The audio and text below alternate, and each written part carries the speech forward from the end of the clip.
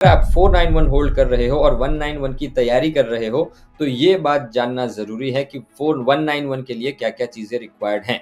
While you are holding 491, अगर आप जब 491 होल्ड कर रहे हो, तब आपको रीजनल ऑस्ट्रेलिया में रहना है, काम करना है और स्टडी करना है। इसमें से जो भी कुछ कर रहे हो, स्टडी कर रहे हो, रह रहे हो या काम कर रहे हो, ये सारी चीज़ें आपको रीजनल ऑस्ट्रेलिया में करनी है।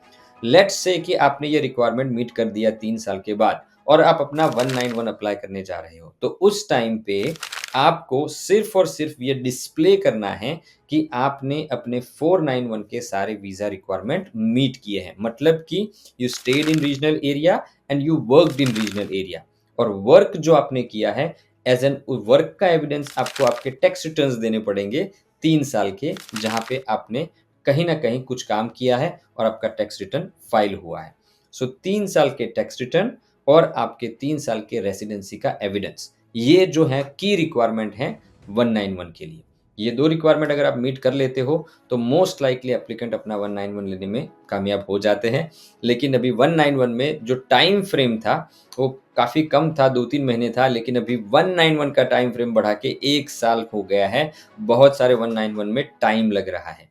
क्यों टाइम लग रहा है? Again the reason is the quota. Quota कम है और 191 जो वीज़ा है उसकी प्रायोरिटी सबसे कम होती है।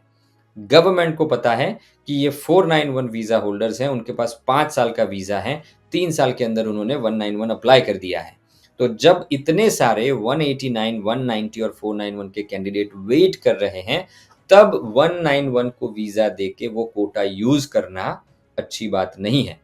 क्योंकि जो ऑलरेडी 491 वीज़ा होल्डर हैं, नो डाउट वो डिज़र्व करते हैं। वो अपना 191 जल्दी डिज़र्व करते हैं, बिकॉज़ उन्होंने 3 साल तक तपस्या की है रीजनल में, है ना? तो 491 के सारे कैंडिडेट 191 नेक्स्ट डे डिज़र्व करते हैं। That is my personal opinion, मेरा पर्सनल ओपिनियन है। लेकिन अगर आप 491 होल्डर हो, अगर आपने 191 अप्लाई किया है, तो जैसे आरआरवी और ये जो वीज़ा आ जाते हैं ना ऑटो ग्रांट, ऐसे ऑटो ग्रांट होना चाहिए 191।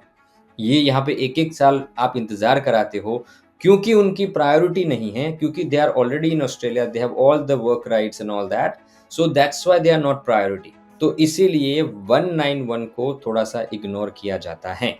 अभी पहले जब 191 के ग्रांट शुरू हुए थे, तो बहुत ही कम टाइम में 2-3 महीनों में उनका ग्रांट आ जाता था। लेकिन अगर उसका जो प्रीवियस वर्ज़न अगर देखो 887, वो वीज़ा जो 191 का रिप्लेसमेंट था पहले, उस वीज़ा में भी 2 ढाई साल तक का वेटिंग पीरियड था। सो अल्टीमेटली अगर 191 में वो टाइम फ्रेम अगर हो जाता है प्रोसेसिंग टाइम, वो that is not a surprise. So yes, अगर आप 491 पे हो और 191 के लिए जैसे ही एलिजिबल हो जाते हो, तुरंत ही अपना 191 अप्लाई करना मत भूलिएगा, बिकॉज़ इट्स वेरी क्रूशियल और वहाँ पे आपका सबसे ज़्यादा टाइम वेस्ट होगा, है ना?